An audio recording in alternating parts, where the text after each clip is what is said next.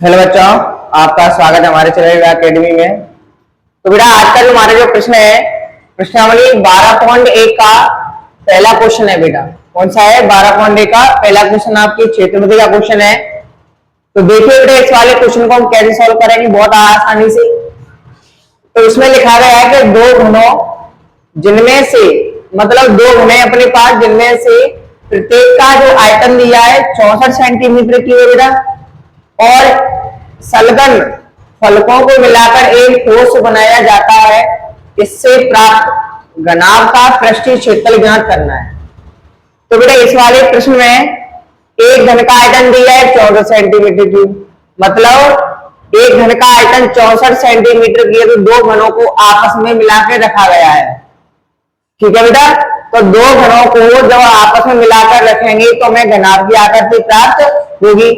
कैसे होगी जरा मैं आपको बताता हूं। जैसे हमारा जो घन किस टाइप का होता है, घन की जो बेटा आकृति आपकी होती है बेटा इस टाइप की होती है। जरा देखिए, जो आपका घन है क्या बेटा, तो ऐसे ही दो डब्बे मिलाकर रखे गए हैं, एक भी इधर भी बनाया गया है आपका घन, मतलब दो घनों को आपस में मिलाकर रखा गया है। ठीक है बेटा, ऐसे जो दो घन है, एक ज्वाला घन है एक ज्वाला घन है, तो दोनों घनों को आपस में मिला के रखा गया है, जिनमें से एक का जो आयतन दिया है बेटा 64 सेंटीमीटर क्यूब दिया है। तो देखिए इस वाले बेटा प्रश्न को कैसे करते हैं। सबसे पहले हमारे पास दो घनों में से जिनमें से प्रत्येक का जो आयतन है 64 सेंटीमीटर क्यूब, मतलब दो घन है जिनमें से एक का आयतन 64 सेंटीमीटर क्यूब है। तो देखिए इन वाले प्रश्नों को करने से पहले आप लिखेंगे दिया है, देखो क्या दिया है हमारे पास, एक घन का आयतन दिया है। क्या दिया बेटा? घन का आयतन दिया है। प्रत्येक घन का आयतन दिया है, प्रत्येक घन का आयतन, जो बेटा अपना जो आयतन दिया है कितना दिया है 64 सेंटीमीटर क्यूब। इस वाले प्रश्न में दो घने हैं जिनको आपस में मिला के रखा गया है। ठीक है बेटा, तो देखो जब दो घनों को आपस में मिलाकर रखेंगे, जब दो घनों को आपस में मिलाकर रखेंगे तो क्या होगा, लंबाई में परिवर्तन होगा। किसमें होगा बेटा? लंबाई में परिवर्तन। जैसे कि आप देखो जी मेरा एक घन है, अगर जी आपका 5 का है मान के चलो, तो ये भी 5 का है, तो कहने का मतलब ये दोनों घनों को आपस में मैंने मिलाकर रख दिया तो घनाभ बनेगा। तो घनाभ कैसा है? अब जी यहाँ से अदब की लंबाई कितनी होगी मेरी 10 होगी। कितनी होगी बेटा? 10। पर इस वाले प्रश्न में हमें भुजा दी नहीं है, दी तो नहीं है। तो देखिए बेटा कैसे निकालेंगे। तो कहने का मतलब ये है हमारी जो घन की जो आकृति होती है बेटा इस टाइप की होती है। ये मेरा घन है, तो घन में लंबाई चौड़ाई ऊंचाई बिल्कुल सेम टू सेम होती है। अगर जो आपका 5 नंबर का है तो सॉरी 5 वाली भुजा होगी। जैसे लूडो वाला जो डायस होता है ना आपका, वो आपकी घन की आकृति है, जिसमें से आपकी एक प्रत्येक भुजाएं कैसी होती है, बिल्कुल बराबर होती है। तो ऐसे ही जो लूडो वाला जो डायस है मान के चलिए आप, जब दो डायसों को आपस में मिला के रखा जाएगा तब आपकी घनाभ की आकृति प्राप्त होगी बेटा। तो वो कह रहा है घनाभ का पृष्ठीय क्षेत्रफल ज्ञात करना है इस वाले प्रश्न में। तो देखिए बेटा सबसे पहले निकालने के लिए मैं क्या करूंगा, इसकी भुजा निकालता हूँ। एक घन का आयतन 64 सेंटीमीटर क्यूब है, तो इसकी भुजा क्या निकलेगी, भुजा निकलेगी तभी तो मैं यहाँ से यहाँ तक की लंबाई बता पाऊंगा बेटा, क्योंकि इस सवाल को समझना है तभी आपके समझ में आएगा। ठीक है बेटा, इसलिए वीडियो को अंत तक देखिए सभी बच्चे ध्यानपूर्वक। तो हमको पता है कि घन का बेटा आयतन क्या होता है, घन का जो आयतन होता है क्या होता है बेटा, घन का आयतन होता है हमारा ए क्यू। क्या होता है बेटा? ए क्यू होता है। घन का आयतन पहले से दिया है 64 सेंटीमीटर क्यूब, इसको लिखेंगे बेटा ए क्यू। ये किसका क्यू होता है, इसको मैं 4/3 लिख सकता हूँ, देखो मेरे को पता है 64 को अगर मैं तोड़ूंगा 3 बार में तो कितनी बार, 4/3 बार कटेगा। ठीक है बेटा, 3 से बेटा 3 आपको काट दो तो ए बराबर आपका कितना आएगा बेटा 4। मतलब एक घन की जो भुजा कितनी है 4 है, एक घन की भुजा बेटा कितनी है 4। तो ये भी 4 है, ये भी 4 है। ठीक है बेटा, सवरी की भुजा कैसी हो गई अपनी 4 की हो गई। लेकिन जब दो घन रखे गए हैं तो एक घन की भुजा दिवाली 4 है तो दूसरे घन की भी 4 होगी। लेकिन अगर मैं दोनों घनों को आपस में मिला देता हूं तो यहां से जो यहां तक जो मेरी ये लेंथ हो जाएगी बेटा कितनी होगी 8 होगी बेटा। कितनी होगी 8। कहने का मतलब ये लंबाई में परिवर्तन होगा, किसमें परिवर्तन होगा, लंबाई में। आपके जो घन की जो ऊंचाई, घनाभ की जो बेटा जो ऊंचाई होगी वही रहेगी, चौड़ाई भी वही रहेगी। ठीक है बेटा, तो देखिए क्या करना है हमें इस वाले क्वेश्चन में, ये भी 4 ही रहेगी, खाली आपके किसमें परिवर्तन होगा बेटा, लंबाई में। किसमें होगा, लंबाई में, क्योंकि दो घनों को एक के ऊपर एक नहीं रखा गया है, इसके बगल से रखा गया, तो इसकी लंबाई में परिवर्तन होगा, ऊंचाई जितनी रहेगी आपकी चौड़ा भी उतना ही रहेगा। ठीक है बेटा, तो यहां से जो यहां तक जो अपनी बेटा लेंथ होगी कितनी हो गई, लंबाई कितनी होगी बेटा, 8 सेंटीमीटर। ठीक है बेटा, आप जरा देखिए, अब देखना इस वाले क्वेश्चन को कैसे करते हैं बेटा सही बच्चे।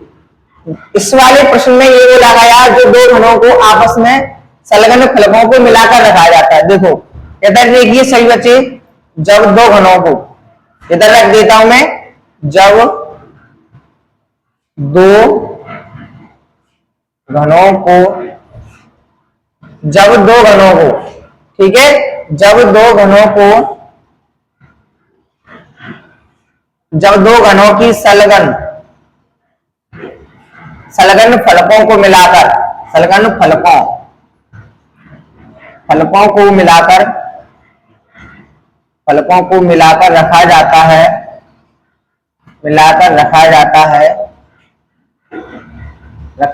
है, तब हमें किसकी आकृति प्राप्त होती, तब हमें घनाभ की आकृति प्राप्त होती है, तो हमें घनाभ की क्या होती है, तब हमें घनाभ की आकृति प्राप्त होती है।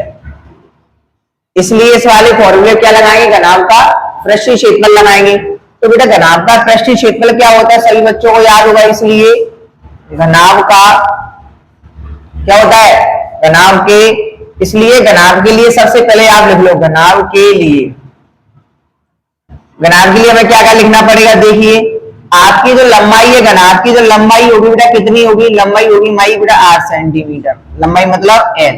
ठीक है बेटा, और चौड़ाई भी आपकी क्या रहेगी, सेम रहेगी, क्या रहेगी बेटा, विड्थ की मतलब चौड़ाई भी बोलेंगे इसको। ठीक है बेटा, 4 सेंटीमीटर, और जो लंबाई है बेटा आपकी, लंबाई भी बिल्कुल सेम ही रहेगी, सॉरी लंबाई तो हो गया अपना, अब क्या लिखना है मेरे को, लंबाई चौड़ाई ऊंचाई और रहेगी है तुम्हारी, ऊंचाई मतलब h कितना हुआ, 4 सेंटीमीटर। खाली आपकी जब दो घने हैं उनको आपस में चिपका कर रखा जाता है, तब हमें बेटा घनाभ की आकृति प्राप्त होगी, तो हमें क्या इसकी लंबाई में परिवर्तन होगा बस। तो देखिए फॉर्मूला लगाएंगे, घनाभ का क्या होता है, घनाभ का पृष्ठीय क्षेत्रफल, क्या लगाएंगे बेटा, घनाभ का पृष्ठीय क्षेत्रफल। घनाभ का बेटा पृष्ठीय क्षेत्रफल क्या होता है, देखिए सही बच्चे, घनाभ का जो हमारा पृष्ठीय क्षेत्रफल होता है क्या होता है, 2 ब्रैकेट में LV plus BH plus HL।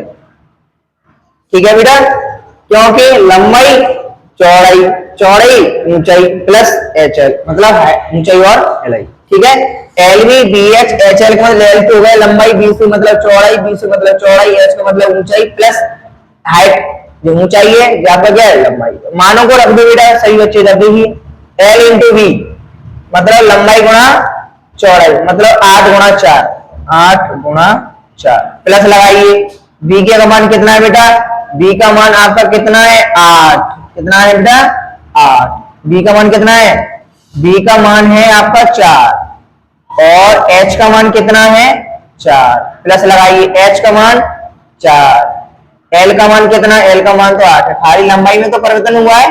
Solve कर दीजिए सही बच्चे, देखो 8 चौक 32, 4 चौक 16 और 8 चौक 32। ठीक है बेटा, समझ में आ रहा है ना।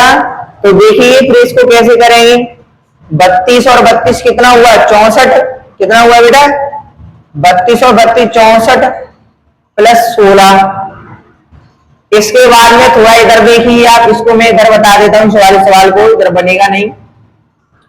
तो 64 और 16 को जोड़िए, देखो 6 4 10 का 0, चलो इधर मैं लिख लेता हूं, 2 बचा है अपना, और 64 प्लस 16, देखो 6 4 10 का 0 हुआ बेटा, और 6 और 1 7 है, कितना हुआ 8 मतलब 80, 16 में 4 जोड़ देंगे 80 हुआ दो का इसमें मल्टीप्लाई कर देंगे, दो का इसमें क्या कर देंगे मल्टीप्लाई, तो आपका कितना आ जाएगा, दो का इसमें मल्टीप्लाई करोगे तो 2 8 16 160। जी बेटा आपका क्या निकल के आएगा, क्षेत्रफल निकालना है, क्या निकालना है क्षेत्रफल, तो सेंटीमीटर का। तो जी अपने घनाभ का क्या निकल के आ रहा है बेटा, जी अपना घनाभ का पृष्ठीय क्षेत्रफल निकल के आया है, घनाभ का पृष्ठीय क्षेत्रफल, यही आपका क्या हो जाएगा बेटा आंसर हो जाएगा। ठीक है बेटा, अगर आपको वीडियो पसंद आई तो लाइक सब्सक्राइब जरूर करें।